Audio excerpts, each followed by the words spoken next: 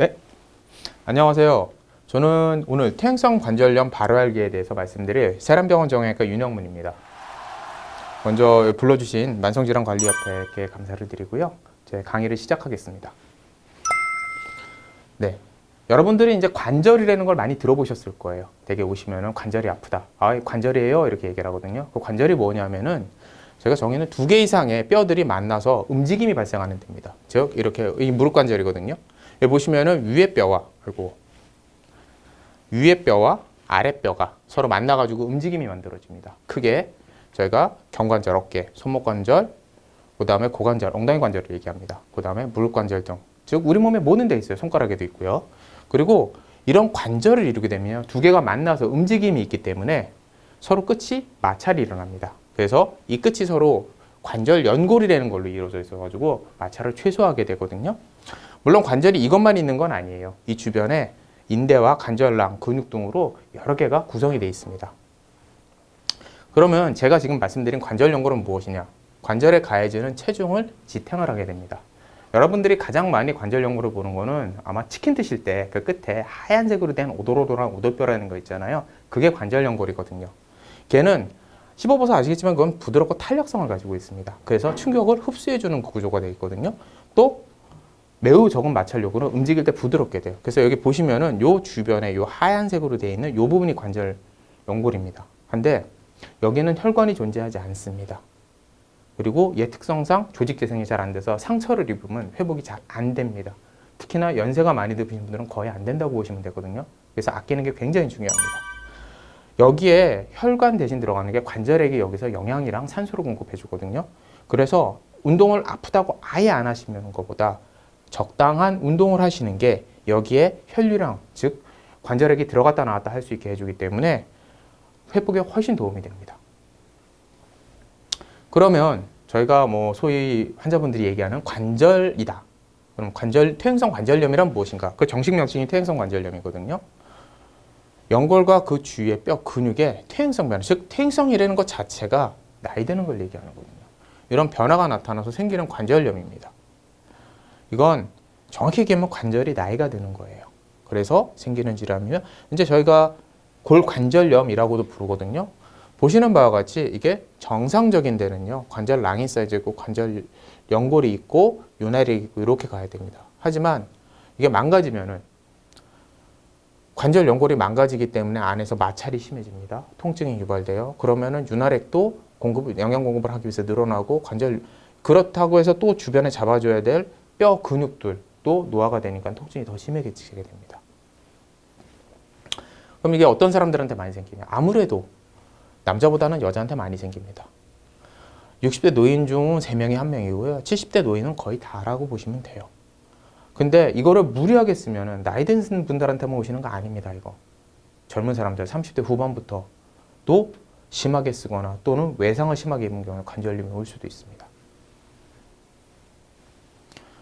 즉 이러한 것의 큰 원인은 이제 옛날에 저희 부모님 세대 또는 저희 삼촌 세대 등을 몸을 아끼지 않고 일을 했거든요. 그래서 과도한 노동이 생깁니다. 휴식도 못 취하고. 그때는 월화수목금토일이 아니라 월화수목금금금이었으니까요. 그래서 과도한 노동에서 관절들이 무리가 돼서 생기고요. 그 다음에 이제 많은 게 노화에 대해서만 생깁니다. 그리고 요거는 서구에서는 옛날부터 최근에 저희가 많이 생기는 건데요. 비만, 즉 몸무게, 상체 무게가 1kg가 늘어나면요. 저희가 운동을 할 때 위아래 우리는 그 위치 에너지가 같이 동반이 되기 때문에 무릎 관절에 걸리는 부하는 3에서 5kg 정도가 늘어납니다. 점프 착지를 할 때는 거의 10kg 이상 늘어나거든요. 그 비만 때문에 아마 다이어트 해보신 분들이나 몸무게를 좀 빼신 분들은 한 2, 3kg만 빼도 관절에 확 달라지는 걸 느끼실 거예요. 그 다음에 잘못된 생활 습관. 뭐 이런 서구적이 되면은 삐딱한 자세 또는 한쪽 다리 짝다리만 계속 짚고 서 있는 자세. 가장 비근한 예로 아시는 분은 무릎 꿇고 앉아요. 그냥 바닥에 앉을 때. 양반다리나 이런 거 자기 본인은 의자 위에서 무릎 꿇고 하거든요. 그게 결코 좋은 자세는 아닙니다. 또 이제 뭐 선생님들 같은 경우에 아무래도 저기 자세가 이런데 한쪽 다리로만 지탱을 하게 되거든요. 이런 자세가 안 좋아지면은 발생하고, 그다음에 외상이나 낙상, 즉 사고에 의해서 관절 연골이 망가지거나 뼈에 축이 틀어져 가지고 한쪽으로 집중이 되게 되면 관절염이 생길 수가 있습니다. 그래서 위험군이 나이가 드신 분들, 나이가 드신 분들 운동을 안 할수록, 그 다음에 체중이 많을수록 여자인 경우, 다친 후에 제대로 치료 못 받은 경우, 쪼그려 앉은 자세. 그 다음에는 체형은 뭐냐면요. 원래 태어날 때부터 약간 저희가 오다리라고 그러죠. 안장다리. 그렇게 되면은 무게중심축 자체가 관절의 한쪽 면, 특히 술관절의 한쪽으로 치우쳐지기 때문에 다른 분들보다 관절염이 발생할 가능성이 훨씬 높아지게 됩니다. 뭐 퇴행성 관절염은 정확히 얘기하면 우리 몸의 관절이라는 모든 부위에 다 발생할 수 있어요. 하지만 주로 많이 있어요. 움직임이 많은 부위에서 많이 생기거든요. 가장 흔한 게 무릎과 척추가 많습니다. 외국 같은 경우는 엉덩이 관절도 굉장히 많은데 저희는 비만이 그렇게 많지 않기 때문에 엉덩이 관절은 심하지 않은데 비만인들인 사람들이 늘어나면서 조금씩 늘어나고 있는 추세고요. 그 다음에 손가락 같은 경우에 끝마디입니다. 이게 류마티스랑 다른 건데 류마티스는 손가락이 있으면은 제일 끝마디보다는 그거보다 하나 밑에 있는 거에 많이 생긴다 그러거든요. 근데 퇴행성 관절염은 이 끝마디에 많이 생깁니다. 즉 체중을 많이 받는 관절에 생기고 오래 방치할수록 안 좋습니다. 변형이 더 심해지기 때문에 관절염이 점점 더 빠른 속도로 악화가 됩니다.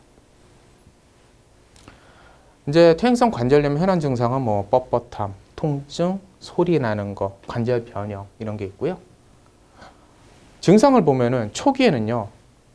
심하게 아프지 않아요. 가볍게 아픕니다. 뭐 아시잖아요. 나이 드시면 아이고 비가 오려나, 아이고 추워지려나 그런 식으로 춥거나 습기가 많은 날이면 악화되는 약한 통증입니다. 운동할 때도 쉽게 피로되고요. 그 다음에 아침에 부분이 뻣뻣한데요. 얘가 류마티스와 결정적으로 다른 점은 류마티스는 아침에 이런 통증이 1시간 이상 갑니다. 최소 30분 이상 가거든요. 근데 얘는 아침에 일어나서 몇 번 움직이면 뻐거덕 그러더니 괜찮아진다라고 말씀을 하세요. 이런 초기, 즉 옆에서 보면 관절면도 있고 이제 시작하는 단계가 지나고 나면 이제 악화가 되기 시작하거든요. 점점 진행이 되면 관절이 붓고 아픈 부위가 점점 커집니다. 옛날에는 안쪽 조금만 아팠다가 관절 전체로 아파지게 돼요. 그 다음에 통증이 심하여 장애를 받기 시작하거든요. 그 다음에 보시는 바와 같이 이간격보다 이간격이 좁죠. 무릎이 한쪽으로 이렇게 오다리처럼 변형이 되는 관절의 변형이 시작되게 됩니다. 그 다음에 이제 후기로 가면은 관절 연골이 다 달아없어요. 보시는 바와 같이 뼈가 두 개가 붙잖아요. 여기서 뼈가 붙잖아요. 그래서 뼈가 두 개가 붙어가지고 여기를 보시면은 이 두 뼈가 서로 붙었어요. 붙어가지고 통증이 있게 됩니다. 그러면 이게 되면은 중심축이 원래 무릎의 가운데 쪽을 지나가야 된다 그래요. 근데 이 정도가 되면은 중심축 자체가 체중이 지나가는 축이 이쪽으로 지나가거든요. 즉 여기서 이렇게 5대5로 분비돼야 될 체중이 여기 안에서 다 분배가 되는 겁니다. 그래서 점점 가속돼서 아파요. 그래서 나중에는 심해지시면은 무릎이 다 안 펴지고 다 안 구부러지는 관절 움직임이 제한이 걸리는 경우가 많습니다. 이런 식으로까지 가게 됩니다. 이제는 퇴행성 변화와 함께 이제 많이 걱정들 하시는 게 류마티스 아니냐 그러고 외래오시는 분들도 많아요. 그럼 류마티스와 차이가 뭐냐? 원인부터 다릅니다. 퇴행성 관절염은 글자 그대로 나이가 드셔가지고 관절에 노화 현상이 온 거예요. 류마티스 관절염은 관절에 노화 때문에 이건 글자 그대로 병입니다. 내 면역 체계가 이상해서 내가 나를 공격하는 일이 벌어지는 거거든요. 발병 나이는 50대 이후에 발생하는 거예요. 즉 나이가 들어서 노화 현상이 심해지면 그때 오는 게 퇴행성 관절염이고요. 제가 이거 자가 면역이라 그랬어요. 얘는 즉 증상 자체가 자가 면역, 내 면역 기능이 왕성할 때 발생을 합니다. 그래서 대부분 50대 이전의 젊은 연령에서 발생을 합니다. 그리고 퇴행성 관절염은 제가 아까 말씀드렸듯이 주요 부위가요. 주로 체중바가 많이 걸리고 움직임이 많이 됩니다. 무릎, 허리, 엉덩이. 근데 류마티스 관절염 같은 경우에는 그런 게 아니에요. 손목, 손가락 쪽에 가장 많이 옵니다. 그 외에 발목, 팔꿈치, 무릎 등으로 오는데 가장 흔하게 오는 게 손 쪽입니다. 통증 기간은 얘는 움직임이 많아지거나 또는 하루 일과가 끝나는 저녁쯤에 통증이 발생하는 데 비해서 얘는 면역 체계가 활성화되는 시간, 즉 밤에 지나서 아침에 왔을 때 가장 많이 아파합니다. 검사 자체도 이쪽은 엑스레이 검사에서 연골 상태를 확인하고 뼈 모양을 보는 데 비해서요. 이쪽은 혈액 검사로 류마티스 인자가 있냐 없냐 그거를 먼저 확인합니다. 합통증은 이거는 관절에 오는 통증이기 때문에 관절의 통증만 있고요. 이쪽은 그거 말하는 골다공증, 동맥경화, 류마티스 폐렴, 즉 자가 면역 질환이기 때문에 자가 면역에서 오는 합병증들이 발생할 수가 있습니다. 즉 퇴행성 관절염은 이 파란색의 연골 부분이 달아요. 달아가지고 이렇게 망가져가지고 문제가 생기는 거고요. 류마티스는 연골이 이 주변의 자가 면역으로 인해서 우리 몸에서 공격을 해서 파괴를 하기 시작합니다. 그래서 연골이 옆 주변에 있는 주직도 이렇게 부어 올라요. 전부 다. 염증 반응이 일어나니까. 공격을 해서 나중에 그게 파괴가 되고 이렇게 손가락이 붙어버리는 유압 현상이 일어나게 됩니다. 즉, 내 관절에 붓고 물이 찬다. 무릎에서 소리가 난다. 굽혔다 펴는 것이 잘 안 된다. 계단 내리기가 힘들다. 이게 숨 찬 거 아닙니다. 관절 자체가 아파서 힘든 거예요. 걸을 때 아프고 쩔룩거린다. 허벅지 근육이 가늘고 약해진다. 이거는 뭐냐면 연세가 들수록 근육이 손상을 받으면 회복이 잘 안 됩니다. 근데 아프면은 활동량이 확 줄어들게 돼요. 힘든 거 안 하려고. 그러면은 근육은 점점 빠지게 됩니다. 무릎마디가 굵어지고 만지기만 해도 아프다. 이건 관절이거든요. 즉 관절이 아픈데 이거는 류마티스나 퇴행성이나 둘 다 옵니다. 갑자기 무릎에 힘이 빠지고 주저앉고 싶다라고 얘기하는데 이거는 관절 자체도 그런데 관절을 싸고 있는 거기에 도가니 같은 게 있어요. 반어사 연골이라고. 연세가 되고 퇴행성이 시작되면 계속 같이 상처를 받습니다. 그런 경우에 있기 때문에 이런 경우에도 병원을 가시는 게 낫습니다. 그 다음에 다리가 활처럼 아까 제가 말씀드린 대로 안쪽이 좁아지면서 구부러지기 때문에 휘고요. 그거 말고도 드물게 바깥쪽 부분이 또 망가지는 경우가 있어요. 그런 경우에는 X자가 됩니다. 어떻게 되냐면 무릎이 원래 이렇게 되거든요. 원래 약간 바깥쪽으로 되게 돼 있어요. 근데 얘가 안쪽이 즉 이렇게 된 거에서 이 안쪽이 이렇게 망가지니까 없어지니까는 이렇게 되면 전반적으로 이렇게 휘거든요. 근데 이 바깥쪽이 없어지는 분들이 있어요. 그럼 무릎이 이렇게 있다가 이렇게 바깥쪽으로 꺾어집니다. 그러면은 이렇게 돼서 이분들은 보면은 무릎이 이렇게 X. 무릎은 붙는데 발목이 벌어지는 X자형 다리가 돼요. 이런 변형이 와도 이건 관절염이 심하게 온 겁니다.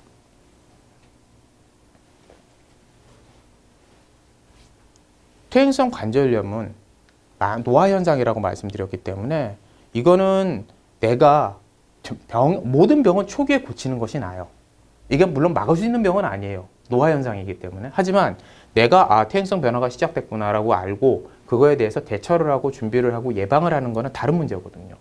그래서 통증이 있을 때는 병원에 가서 전문의한테 검사를 받으시는 게 좋고요. 조금씩 아프고 붓는 증세가 시작되면 연골에 이상이 있거나 무릎 관절이 이상한 거예요. 연골이 아니라 무릎 관절에 이상이 있는 거니까 병원에 가서 치료를 받으시는 게 낫습니다. 그럼 이게 진행이 어떻게 되냐? 저희가 1, 2, 3, 4단계는 엑스레이거든요. 처음에 연골이 조금 닳아가지고 얇아지는 단계 1단계입니다. 저 때는 제가 아까 얘기한 초기 통증이에요. 저건 초기 통증입니다. 그래가지고 저 때는 환자분들이 그냥 아까 얘기한 대로 날씨가 안 좋으면 좀 쑤시고 아파요. 그냥 요 정도라고 얘기를 해요. 근데 이제 조금 이따 표면이 울퉁불퉁해 약간 간격이 부서져가지고 조금 좁아졌습니다.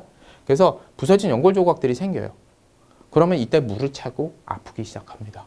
그게 더 진행이 돼서 막 뼈에 엑스레이상 보면 막 뼈가 막 튀어나오는 게 막 보이기 시작하고요. 마지막으로는 아까 제가 엑스레이 보였던 이 다음에 엑스레이가 있거든요. 그때 보시면 되겠지만 그때 뼈와 뼈가 맞닿는 상황이 됩니다. 그 단계가 되면 굉장히 아파하시거든요. 즉 살짝인데 퇴행성 변화 살짝씩 보이기 시작하다가 좁아지고요. 그 다음에 관절 간격이 확실히 좁아지는 게 뭐예요? 아직 맞닿지는 않았어요. 그 다음에 더 진행되면 아예 붙어버리게 됩니다. 저희가 1단계, 2단계, 3단계, 4단계라고 얘기를 하거든요. 저희가 병원에서 보통 2단계쯤에서 오시기 시작해요. 이때부터는 통증이 내가 약이나 뭐 이런 걸로 약을 먹지 않으면 견딜 수 없는 통증이니까. 거의 2단계가 되면 수술을 해야 되고요. 저희가 얘기하는 연골 주사라고 얘기하는 것도 대개 2단계에서 주사를 하기 시작합니다. 치료의 기본 원칙은 한마디로 무릎을 혹사시키지 않는 거예요. 그리고 전 지팡이를 사용하시라 그럽니다. 특히 3단계, 4단계 분들은 지팡이를 사용하시라고 얘기를 해요. 그 이유가 지팡이는 크게 내가 걸었을 때 균형을 잡는 데 굉장히 도움을 주거든요. 또 하나 내가 비틀 걸었을 때 지팡이 없으면 넘어져요. 그럼 더 크게 다칩니다. 지팡이 소위 말해서 이게 가오가 안 쓴다고 안 하시는 분들이 많은데 하시는 게 본인의 훨씬 예방을 줍니다. 그 다음에 오래 서 있는 거 피하시고요. 계단 굳이 운동한다고 하실 필요 없습니다. 웬만하면 무릎에 부하를 안 주시는 게 좋고요. 저는 온찜질, 냉찜질 많이 물어보시는데 일단 기본적으로 다치지 않으셨으면 온찜질로 가시는 게 맞습니다. 다만 내가 외상의 과거력이 있거나 무릎이 갑자기 심하게 붓는 그럴 때는 냉찜질, 대개 48시간 이내만 냉찜질 하시라고 말씀을 드렸고요. 무릎이 많이 붓는 건 뭐냐면 아파서도 많이 붓거나 또는 특히 특히 여자분 같은 경우 오래 서 있으면 많이 붓거든요. 그러면 누워가지고 다리 좀 올려주면 중력에서 거기 저류됐던 피들이 내려가면서 붓기가 좀 빠집니다. 이런 거로 써주시면 됩니다. 치료는 초기에는 소염 진통제, 약 먹는 거예요. 약 먹고 그 다음에 스포제, 파스 붙이고 도포제, 뭐 옛날에는 맨스데르는 이런 거 있었죠. 뭐 요즘은 무슨 겔 종류 그런 거 해주고 결국 통증을 줄이는 거예요. 그 다음에 물리치료, 그 다음에 초음파, 레이저, 뭐 찜질 있고요. 그 다음에 운동요법. 환자분들이 운동요법 우습게 생각하는데 운동요법 굉장히 좋습니다. 운동을 해서 내가 무릎 주변의 근육, 인대를 강화시켜 가지고요. 하중을 뼈 관절이나 그쪽으로 넘겨주는 거예요. 그래서 통증을 줄일 수 있습니다. 그래서 운동은 하셔야 됩니다. 근데 어떤 운동이 있냐? 좋은 운동과 나쁜 운동이 있겠죠. 좋은 운동은 수영, 걷기, 이거 그냥 천천히 평지를 걷는 겁니다. 고정된 자전거나 뭐 타는 자전거도 전 상관없다고 그래요. 스트레칭. 이거 보시면은요. 무릎 관절에 부하를 안 주는 거예요. 수영 같은 경우에 물속에 부력이 있기 때문에 물속에 부력으로 체중을 그쪽으로 전달해줘요. 무릎에 가는 그 부하가 굉장히 줍니다. 물로 그쪽에 체중이 가니까 운동 효과, 근력은 굉장히 많이 강화돼요. 자전거, 내가 앉으면은요, 체중은 안장을 통해서 자전거로 내려갑니다. 무릎으로 가지 않아요. 근데 자전거는 조심을 해야 될 게 안장 높이를 맞추셔야 돼요, 본인과. 무릎이 너무 과다하게 구부러지는 자세로 자전거를 타면 오히려 무릎에 악영향을 줍니다. 걷는 건 제가 말씀드렸듯이 천천히 자주 휴식을 취하면서 걸어주시는 거예요. 나쁜 운동은 뭐냐? 달리기, 등산, 줄넘기, 탁구, 배드민턴. 보시면 하나같이 무릎에 체중을 부하로 주는 운동들입니다. 특히 등산 좋다라고 많이 하시는 분들이 많은데 등산은 제가 이거 중에서도 안 좋다고 얘기를 하는 게 등산은요. 자세가 허리를 펴는 꼿꼿한 자세로 갈 수가 없어요. 특히 산 넘는 거. 저 둘레길은 괜찮다라고 얘기하면 단 허리를 펴고 무릎을 제대로 된 자세라. 등산을 올라가면 허리를 구부리게 되거든요. 그럼 무릎이 구부러지면서 부하가 더 걸려버립니다. 특히나 올라갈 때 힘들다고 생각하는데 더 나쁜 건 내려올 때예요. 내려올 때는 중력에서 내려가기 때문에 내려가면서 자기 체중이 무릎에 더 걸려버려요. 위치 에너지까지 같이 걸려버리거든요.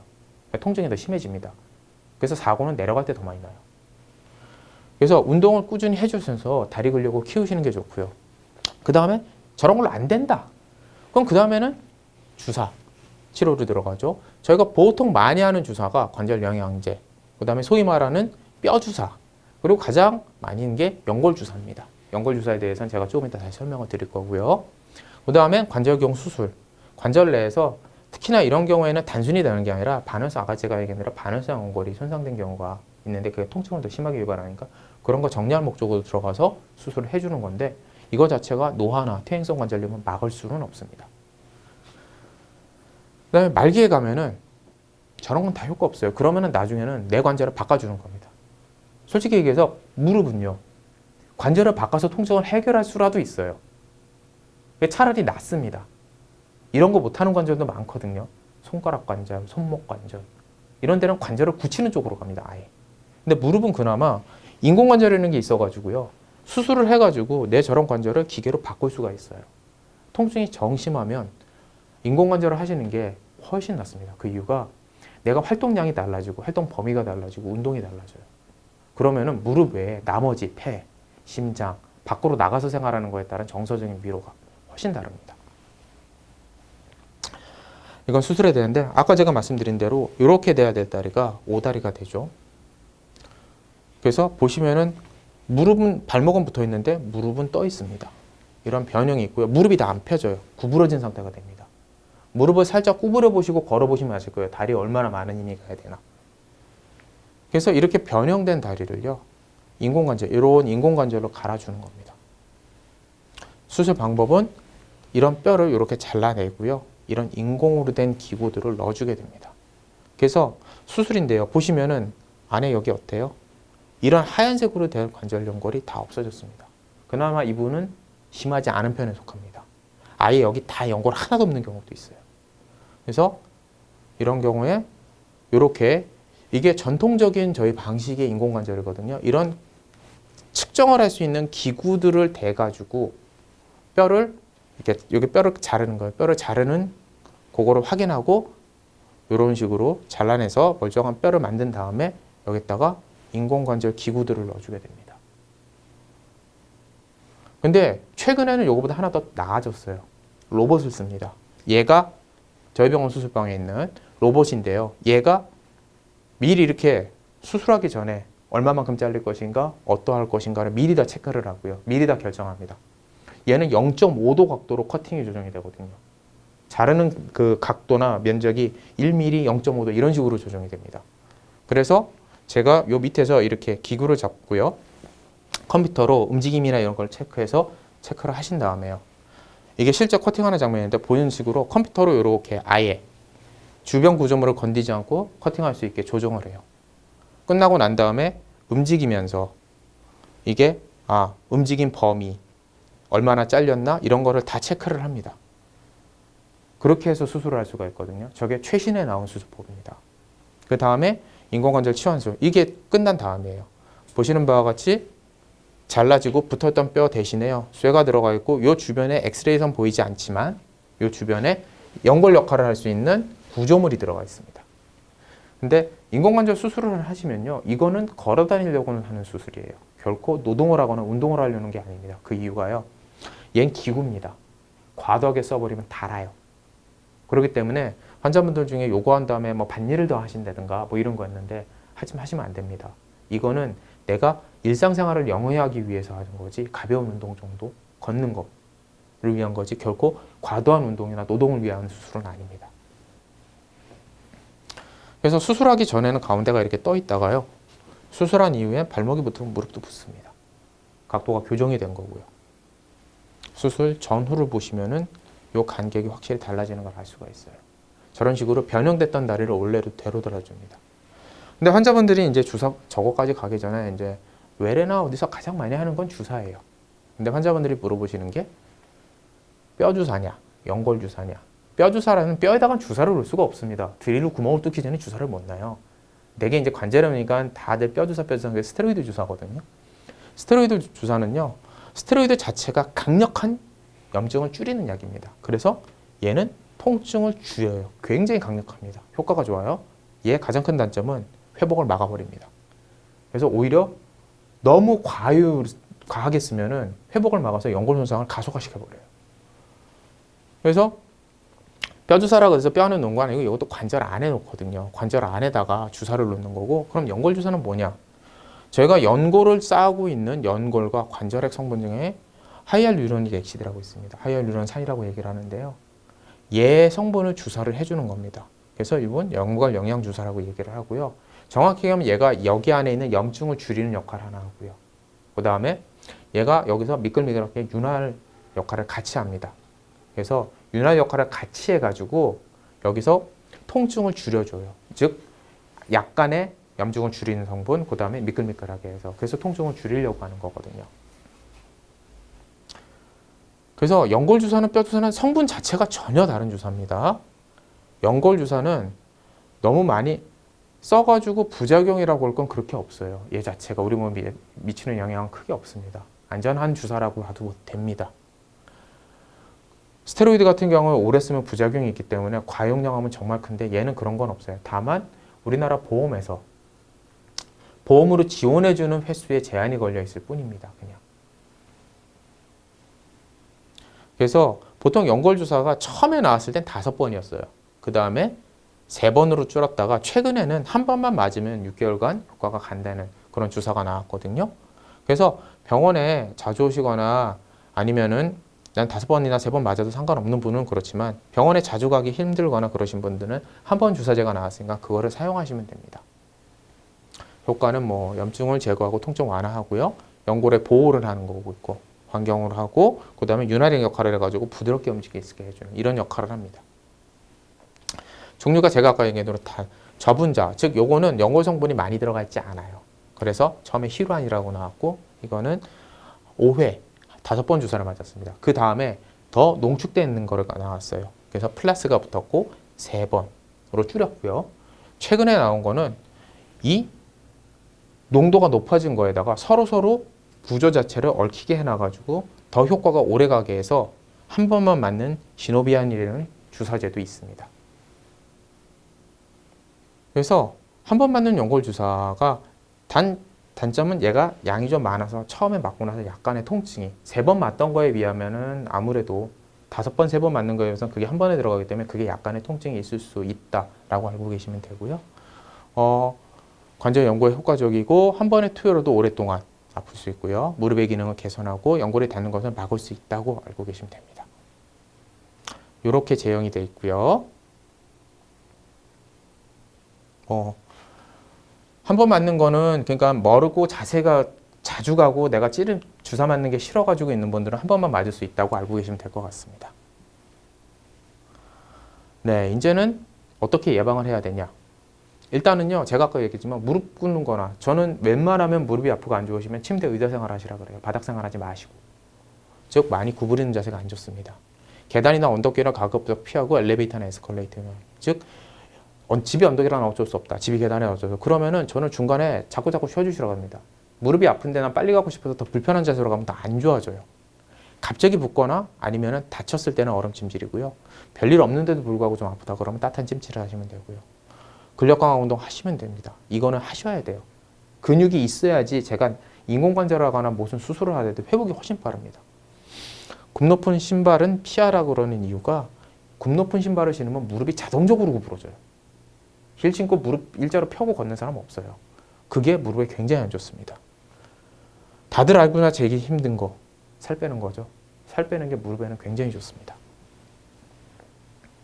즉 체중 조절하고 규칙 운동하고 근력 강화 운동하시면 통증을 줄일 수 있고요. 아프면 병원 오세요. 와가지고 약이 들든 주사를 맞든 아니면 수술적 가려가 필요한 상태라고 자기를 평가하는 게 제일 좋고요. 주사나 이런 거는 맞으시면 되고 따뜻한 찜질이나 온욕은 하시는 게 좋고요. 운동을 습관화 들어가지고 계속 하시는 게 좋습니다. 이제 제가 아까 얘기한 관절 근력 운동인데요. 이렇게 높이 드실 필요도 없어요. 딱 저는 이게 쭉 엉덩이 걸치고 다리 뻗고 앉으자 그래가지고 무릎을 들어 올려가지고요. 한 발 정도 높이까지만 들으시라고 얘기를 합니다. 그래서 거기서 보통 저는 6초만 버티라고 해서 10초 버티기가 쉽지가 않거든요. 그렇게 해서 이걸 쭉 10초 버틴 다음에 내리고요. 반대쪽 발 6초 버틴 다음에 내리고 요거를 교대로 해가지고 한 번에 30분씩 하루 3번 하셔야 합니다. 별거 아닐 것 같은데 해보시면 30분 하기 쉽지가 않아요. 이게 순전히 다리 앞쪽 근육만 강화를 시키거든요. 얘 좋은 점은요. 체중 부하가 없이 근력 강화가 된다는 겁니다. 그 다음에 다리 들어 올리는 건 아까랑 똑같고요. 앞으로 숙이는 건 뒤쪽에 여기 허리 구부리는 게 아니에요. 쭉 해가지고 다리 뒤쪽에 있는 근육들을 스트레칭을 해주는 겁니다. 마찬가지로 이렇게 하면 허벅지 앞쪽 근육이 스트레칭이 되거든요. 이런 식으로 본인들이 운동을 쭉 하셔가지고요. 생활하시면 통증을 줄일 수 있을 거라고 봅니다. 네, 경청해 주셔서 감사합니다.